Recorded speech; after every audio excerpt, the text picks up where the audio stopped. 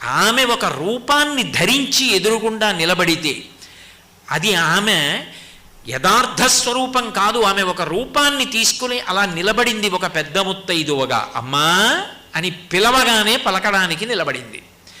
అటువంటి దుర్గమ్మ యొక్క 2 అక్షరాలు పలకడం అంత గొప్ప విశేషం. అయితే ఆపద పోవడానికే కాదు సుమా, దుర్గా సప్తశతి అని మార్కండేయ మహర్షి ఇచ్చారు. అద్భుతమైనటువంటి శ్లోకములతో కూడుకున్నది. కానీ ఉపదేశం అవసరం. శ్లోకములే అయినా అవన్నీ మంత్రములే అని. అందుకే ఆ శ్లోకములకే స్వాహాకారంతో చేస్తే చండీ హోమం అయిపోతుంది. పారాయణ చేస్తే తీర్థం తీసుకుంటారు. సప్తశతి అంత గొప్పది. అసలు లోకంలో ఒక మాట చెప్తారు, పురుషార్థములు 4 కదూ, ధర్మ అర్థ కామ మోక్ష.